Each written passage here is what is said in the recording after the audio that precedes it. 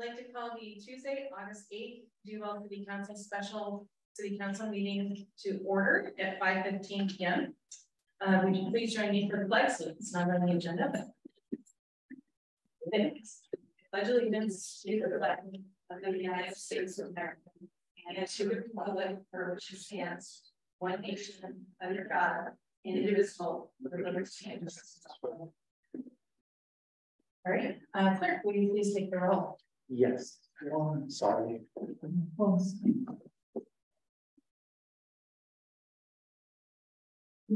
Mayor Alcantara Here. I'm sorry about that. What is going on with Mr. Isaacson? Mr. Mercer here. Mr. Suttle here. Mr. Shaken here. Ms. Knopfler Here. Mayor Pro Tem McHenry Here. Mr. Love. All right, we have a quorum. We only have one item of business this evening, and that is new business. The reason we're here is a short-term turnaround for an amendment to an interlocal cooperation agreement regarding the Community Development Block Grant Program. I'll turn it over to City Administrator McNabb. Good evening. Thank you, council, members of the community, staff, mayor. We have, like the mayor said, a really quick turnaround. King County sent around an amendment to the community development block grant program that's being required by the federal government. Initially, when it came to us, there was a belief on the part of King County they didn't have to go to council for approval. We had our city attorney review it. Under City of Duvall procedures, it does need to be approved by City Council before execution.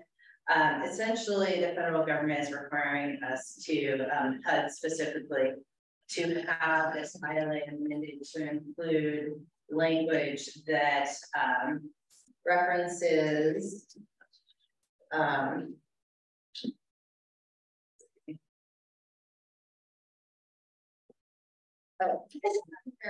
civil rights. So it's a technical amendment only. No changes have been made to the substance of the ICA. All the signatories to the ICA have to sign it. It has to be delivered by August 11th back to King County.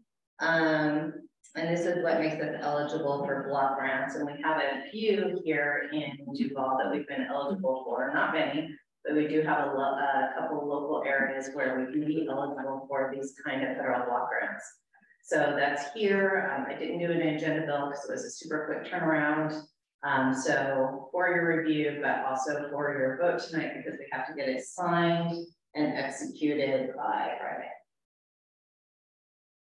Great. Any discussion? Councilmember Schaefer.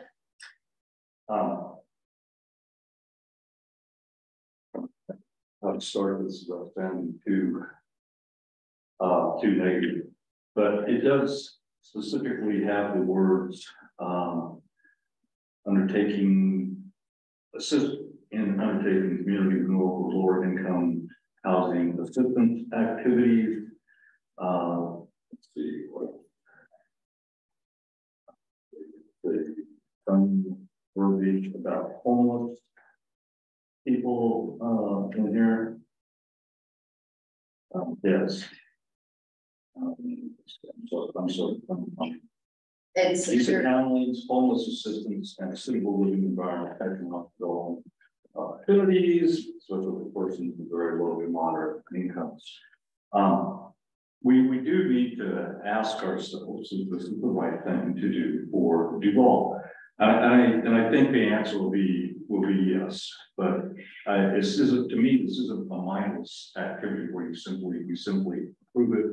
Sure, there's money on the balance, and the county, state, federal government use that to cajole the city will to do things that they want to do. The county in particular, as you got, are these all federal funds, by the way, or some of them county administered funds, or do we know? Well, the joint program, we've been signatories to this agreement since 2014. Yeah, understand. But these are new, this is new verbiage in here, correct? the federal government, HUD specifically, is requiring all of the federal community block grant development program to include this new language. Yeah, okay. Yeah, well, I was blaming the county, but okay, I'll blame the federal government instead. Either way, it's their way to, get us to do what they think is the right thing to do. What King County has been doing in particular with the big cities, and most of the snow that's happened in Seattle and other big cities around here. You really can't even walk through the downtown area of those cities and feel safe anymore because of the homelessness and drug issues and crime issues that they now have. Have anybody been there recently? And I have just last week. It's appalling. That's all I can say. It's just appalling. Now, I agree. This isn't necessarily bringing us into that exact mold, but it's in my mind, it's one step more towards and to your point, Cynthia, this is actually, these are actually federally, this is actually federally mandated, not King County mandated.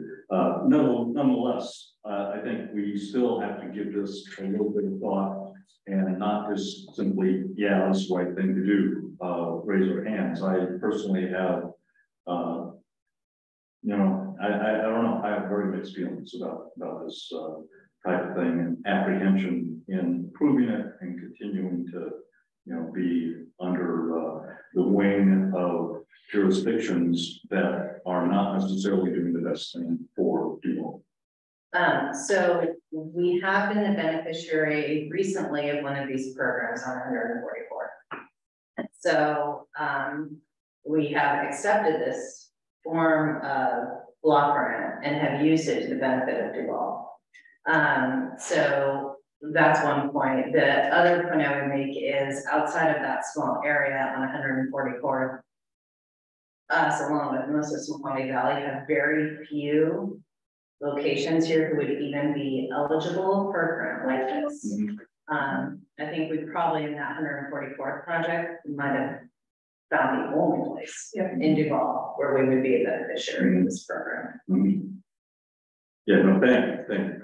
Councilmember Napkin? Yeah, as I'm reading this, what I'm curious about is what we're signing is not that we will be doing these things or being required to do any of these things outside of the grant funding.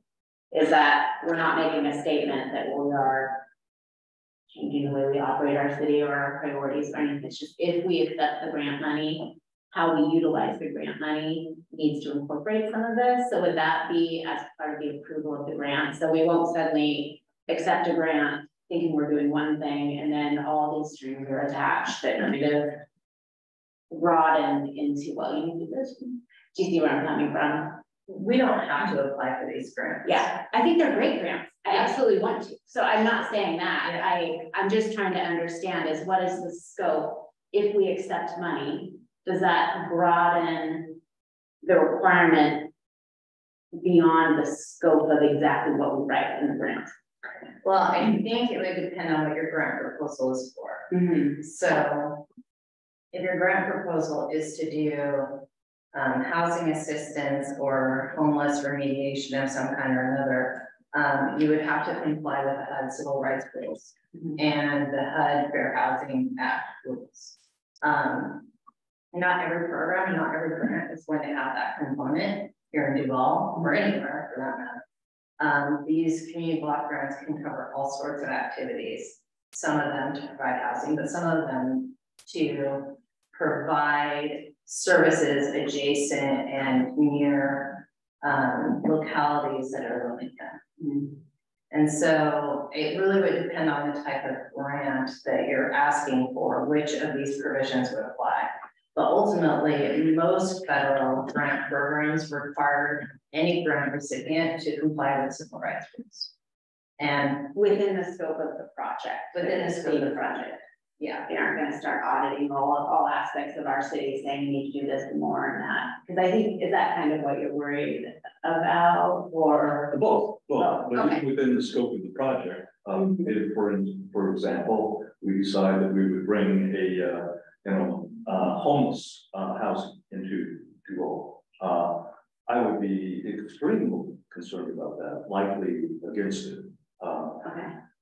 It depends. I mean, you can use other examples like Acres of Diamonds, for example, which is that absolutely top-notch charity that does wonderful things. Something like that would be, obviously be supported by me, but other things like that. So would we have to be proactive to ask? Oh, no, never mind. I was trying to drill down, but it.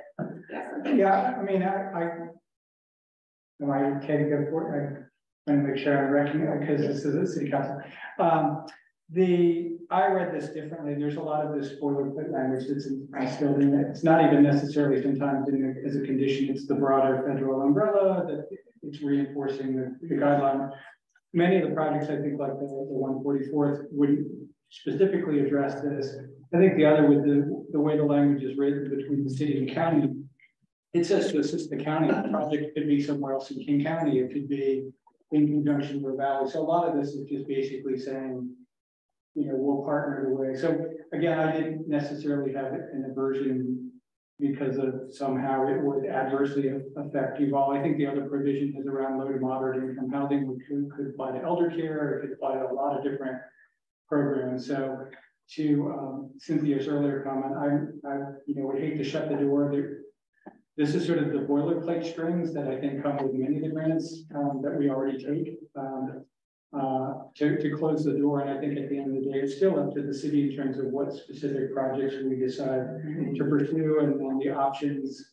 There are lots of different ways to meet these requirements. But I think even in particular with the county partnership, there's things we could do with the county that wouldn't even directly impact potentially things within the city of Duvall as in conjunction with other municipalities. Yeah. So I don't know if that aligns with your thinking, but that's my general view of this.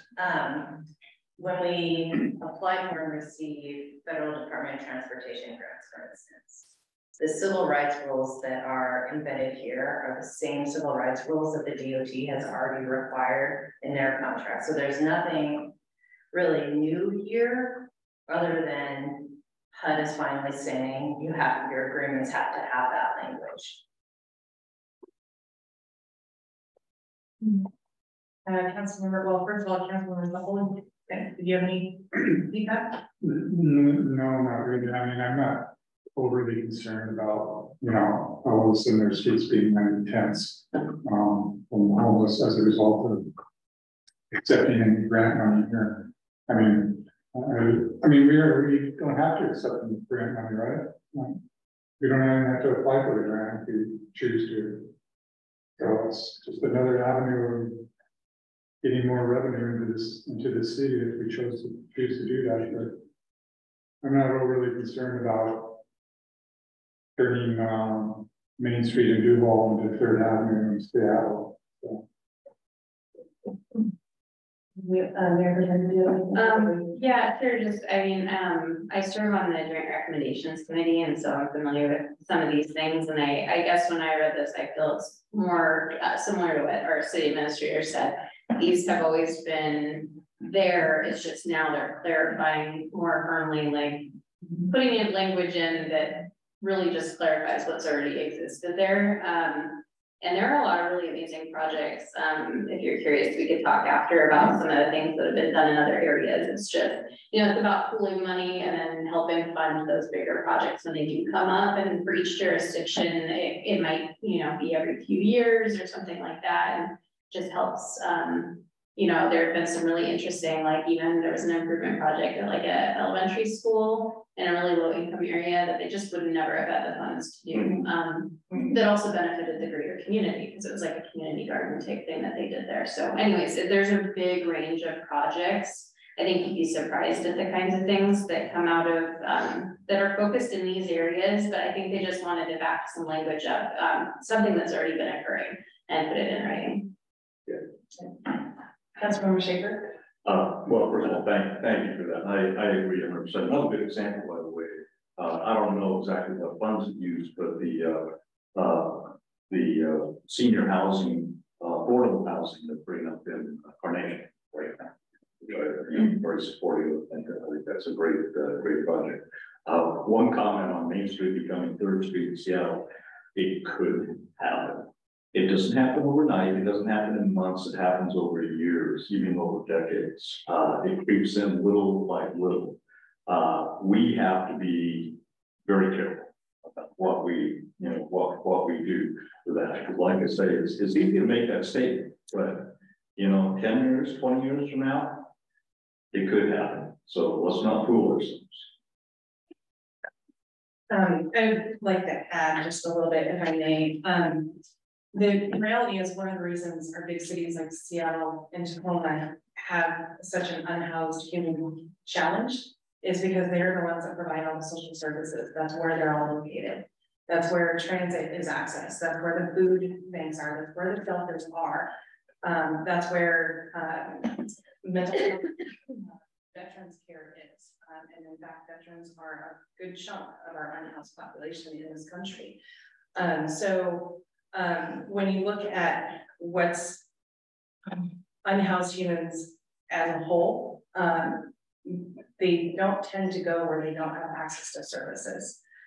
So in theory, I mean, the reality is we have unhoused humans that live in the Snoqualmie Valley. They live in many different places, some in their cars, some in the woods, some up on the Total Pipeline Trail, others filtered through our cities. There is a shelter in the city, I think it's Snoqualmie or North Bend, that is there to house our unhoused humans. But the reality is that in most jurisdictions, unless you have access to services, you're not likely to be at risk of being overwhelmed. In addition, I think that there's a lot of legislation and Supreme Court cases coming forward that will be working to address those issues as the state in particular invests significantly more in behavioral health, mental health, and beds and providers to provide the services and work to get all of those services covered through insurance or through the public health system. The numbers of individuals will be reduced. Another huge issue contributing to unhoused humans, particularly in King County, is the fact that other jurisdictions from around the state and even in King County alone, literally bus their unhoused humans to downtown Seattle. As we know, we watch the national news, people are being bused or flown from state to state to quote unquote, get rid of a local jurisdiction's problem. So I think, I understand the concerns, but and the fear that can be created by some of these issues. However, our risk is extremely low because we don't provide those services. And we're not that transportation hub. So I think that's important to keep in mind too, is looking at the totality of the situation and the history and why certain jurisdictions are in the position they're in. Part of the reason Seattle's in the position they're in is because of Supreme Court rulings that have dictated what they can and cannot do to move unhoused humans from their existing locations, as well as a resource issue as well. So I just wanted to share that perspective and provide a little bit more information for the group to think about as well. Mayor Tim, just since I think we're at our time, and I know this would need to get approved before August 11th, I think was the wording in the email. I just wanted to go ahead and move to approve amendment number 1 to the interlocal cooperation agreement regarding the community development block grant program. So second. It's been moved and seconded. Any further discussion? Seeing none, all those in favor, please say aye. Aye. All those opposed, please say no. Motion passes. And with that, we are adjourned and we'll resume shortly. We are personally facilitating the committee of the whole.